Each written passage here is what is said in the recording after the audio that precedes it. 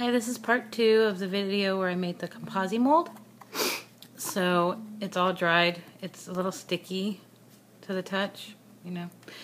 I mean, not sticky, but like a little tacky or whatever you want to say. And so you just take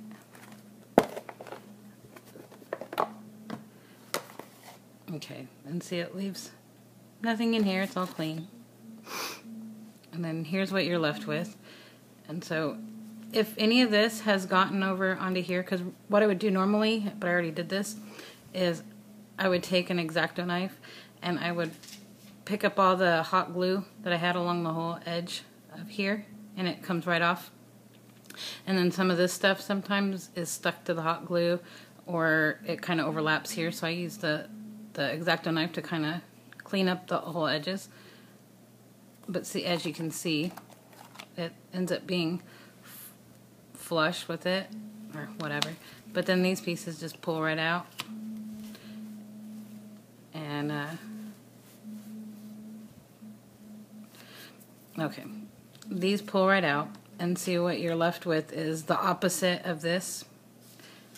And so, when you pour in here, what I do first is, you gotta think it's gonna be, when it comes out, it's going to be just like this. And so if you want to make a resin piece out of it and all that stuff, you could, I guess, put in, you know, colored resin or different colored resins or paint it or whatever.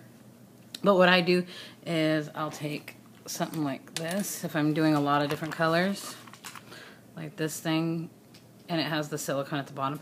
I put the resin inside. Yeah, it's a big old mess because I have a hodgepodge of stuff in there. But I'll put a little bit of resin in each one, and then I'll color it, and I'll let it sit for quite a while until it's totally gelled up to the point where if you put it somewhere, it's less likely to run. Like, it will end up leveling itself out eventually, but it won't. I'll have to show that in another video. Yeah, I let it cure. I let the resin cure in that after I've colored it. And then, like, so I can put different colors in different grooves. And, like, this groove is pretty deep.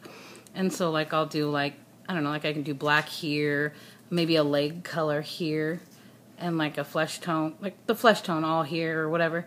And you can't really do the little lines here until you've poured resin here, then flipped it over, or poured resin in here, it's cured, and then you pop it out. Then when you end up with your piece that's like this part will be one color, this part will be another color, however you colored it. Then you can, from this point, leave